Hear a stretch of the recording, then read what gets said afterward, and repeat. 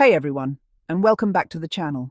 Are you ready to unlock some seriously crucial knowledge about human behavior? Because today we're diving deep into the murky waters of narcissism. Specifically, we're breaking down exactly how a narcissist pinpoints your hidden insecurities, those weak spots you might not even realize are there. This isn't just about labeling someone a narcissist. This is about understanding the tactics they use, protecting yourself, and building unshakable self-esteem. Whether you've experienced this firsthand, know someone who has, or just want to be more aware, this video is for you. Now, before we jump in, let's be clear. Narcissistic personality disorder is a complex clinical diagnosis. We're not diagnosing anyone here. What we are talking about are narcissistic traits and manipulative behaviors that can cause significant harm. These traits often involve a deep-seated need for admiration, a lack of empathy, and a tendency to exploit others. One of the most insidious things about interacting with someone displaying these traits is their ability to identify and exploit your vulnerabilities. They're like emotional predators, constantly scanning for weakness. But how do they do it? That's what we're going to unpack today. 1. The fishing expedition. Asking questions and watching your reaction. The first tactic is what I call the fishing expedition. This involves asking seemingly innocent questions, not necessarily to get information, but to gauge your reaction. An example. They might casually ask, "Do you ever worry about your weight? Or are you happy with where you are in your career? Why it works?" These questions are designed to poke at common insecurities. Your reaction, a stammer, a blush, a defensive answer, gives them valuable information. It tells them, aha, this is a sensitive area, a relatable story.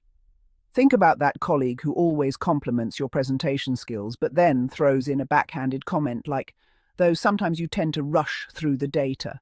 They're testing the waters. Are you insecure about public speaking? Do you overcompensate by over-preparing? Subtle signs. It's not just what you say, but how you say it. Do you get defensive? Do you try too hard to justify yourself?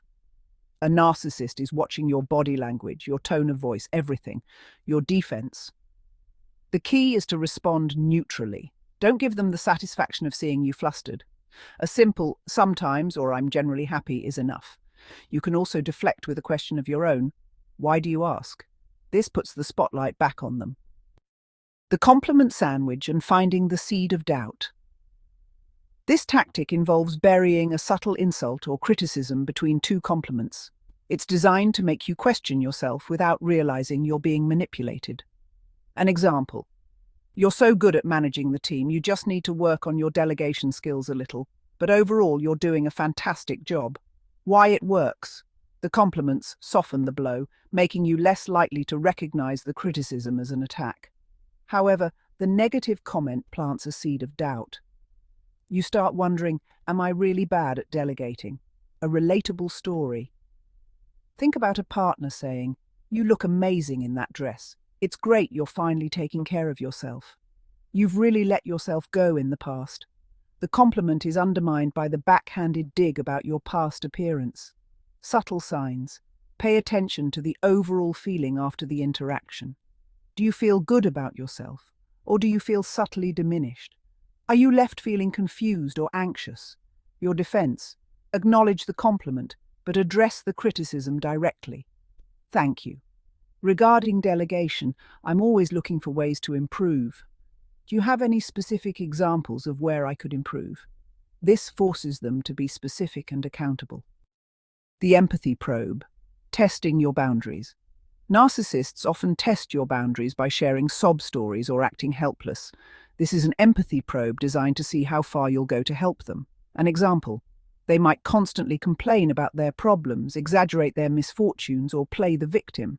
Why it works. Empathy is a natural human response. We want to help those in need. A narcissist exploits this by creating a situation where you feel obligated to rescue them. If you jump in to help every time, you're signaling that you have weak boundaries. A relatable story. Think about that friend who always has a crisis and expects you to drop everything to help, but is never there for you in return. Subtle signs. Do you feel drained, resentful, or guilty after interacting with them? Are they constantly demanding your time and energy? Do they dismiss your own problems? Your defense. Set clear boundaries. You can offer support without sacrificing your own well-being. I'm sorry you're going through that. I'm not able to help you with this right now. But have you considered a therapist or support group? It's okay to say no. The triangulation game, creating division and doubt. This is a more advanced tactic where the narcissist introduces a third party into the dynamic to create conflict and insecurity. An example. Sarah was saying how much she admires your dedication to your work, unlike some people I know, implying you aren't dedicated enough. Why it works. This creates a competitive environment and makes you question your worth. It also allows the narcissist to avoid direct criticism while still planting seeds of doubt. You might start worrying about what others think of you. A relatable story. A parent might compare siblings, or a partner might constantly bring up an ex. Subtle signs. Constant comparisons, gossip, and a feeling of unease in the relationship are all red flags. Your defense? Don't engage. Refuse to be drawn into the drama. I'm not interested in getting involved in other people's opinions. I value my relationship with Sarah. The most important thing to remember is that identifying these tactics is the first step to protecting yourself. Knowledge is power. Understanding how a narcissist operates allows you to disarm their manipulations and build stronger boundaries. So what do you think?